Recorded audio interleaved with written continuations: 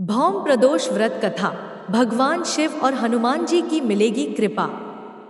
प्रिय श्रोताओं, हर माह के शुक्ल और कृष्ण पक्ष की त्रयोदशी तिथि को प्रदोष तिथि का व्रत किया जाता है। प्रदोष व्रत की तिथि जब मंगलवार को आती है तब उसे भौम प्रदोष व्रत के नाम से जाना जाता है। भौम प्रदोष व्रत में कथा सुनना व कहना बहुत पुण्यदायी माना जाता है और इस कथा से मनोकामना भी पूरी होती है। मान्यता है कि भौम प्रदोष व्रत की कथा सुनने व कहने से देवों के देव महादेव का आशीर्वाद प्राप्त होता है और आर्थिक परेशानियों से मुक्ति मिलती है। तो आइए जानते हैं भौम प्रदोष व्रत की कथा के बारे में। हमारे धार्मिक पुराणों के अनुसार भगवान शिव के भक्त गंगा नदी के तट पर श्री सूत जी ने प्रदोष व्रत की महिमा सनकादि ऋषियों को सुनाई थी। शिव भक्त श्री सूत जी ने कहा था कि कलयुग में अधर्म की ही प्रधानता होने वाली है। सभी मनुष्य धर्म की राह को छोड़कर अधर्म के मार्ग पर चलेंगे।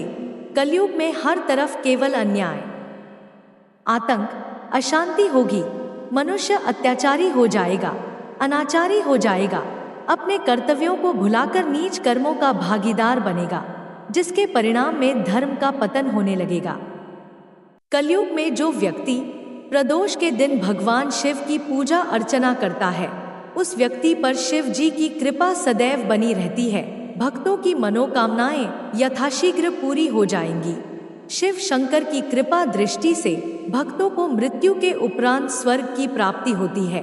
भौम प्रदोष व्रत कथा। प्रिय श्रोताओं, पुराणों में प्रदोष व्रत की रोचक कथा का वर्णन है जो कि भगवान विष्णु के परामर्श से हुए समुद्र मंथन से जुड़ा हुआ है। अत्यंत प्रसिद्ध अमृत जिसमें किसी को भी अमर बना देने की क्षमता थी, समुद्र को मथ कर निकाला गया था। देवताओं और दानवों ने मिलकर इस मंथन को किया जिससे अमृत के साथ साथ एक अत्यंत शक्तिशाली विष भी निकला जो समस्त सृष्टि का नाश करने की क्षमता रखता था। इस विष को नष्ट करना था परंतु किसी के भी पास इसका समाधान नहीं था। अंत में भगवान शिव सबका उद्धार करने के लिए आए और इस हलाहल विष को पी लिए जिससे उनके कंठ में हुई पीड़ा से वो चीख पड़े। इस विष के प्रभाव को कम करने के लिए माता पार्वती ने भगवान शिव के कंठ पर अपने हाथों को रखा और उन्हें इस पीड़ा से मुक्ति दिलाई। देवों और असुरों ने 13वें दिन भगवान शिव को धन्यवाद दिया। मान्यता है कि उनकी भक्ति से प्रसन्न होकर भगवान शिव ने नंदी बैल के सींगों के बीच नृत्य किया। वह समय जब भगवान शिव अत्यंत प्रसन्न थे वह प्रदोषम काल या गोधूली समय था। सूत जी बोले, अब मैं मंगल त्रयोदशी प्रदोष व्रत का विधि विधान कहता हूँ। मंगलवार का दिन व्याधियों का नाशक है। इस व्रत में एक समय व्रती को गेहूं और गुड़ का भोजन करना चाहिए। इस व्रत के करने से मनुष्य सभी पापों व रोगों से मुक्त हो जाता है, इसमें किसी प्रकार का संशय नहीं है।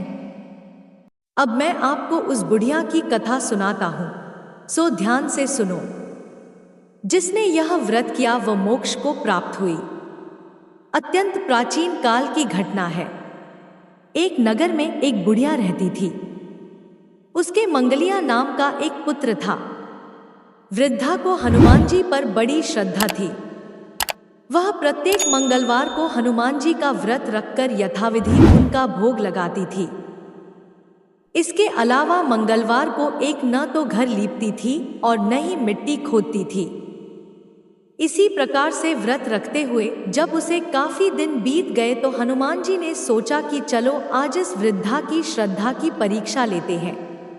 वे साधु का वेश बनाकर उसके द्वार पर जा पहुंचे और पुकारा, है कोई हनुमान का भक्त जो हमारी इच्छा पूरी करे।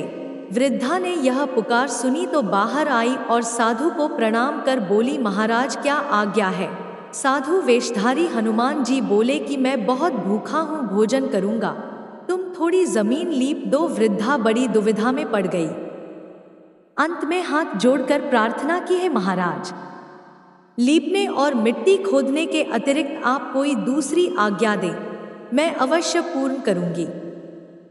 साधु ने 3 बार प्रतिज्ञा कराने के बाद कहा, तू अपने बेटे को बुला, मैं उसे औंधा लिटाकर उसकी पीठ पर आग जलाकर भोजन बनाऊंगा।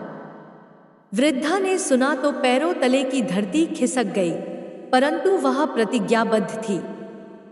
उसने मंगलिया को पुकार कर साधु महाराज के हवाले कर दिया, मगर साधु ऐसे ही मानने वाले न थे।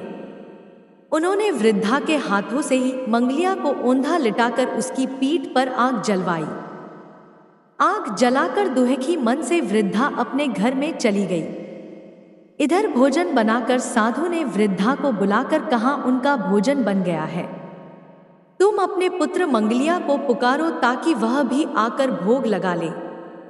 इस पर वृद्धा बोली, हे महाराज, उसका नाम लेकर मुझे और कष्ट न दे। लेकिन साधु महाराज न माने। उनके बार बार बोलने पर वृद्धा को भोजन के लिए मंगलिया को पुकारना पड़ा। पुकारने की देर थी कि मंगलिया बाहर से हंसता हुआ घर में दौड़ा आया।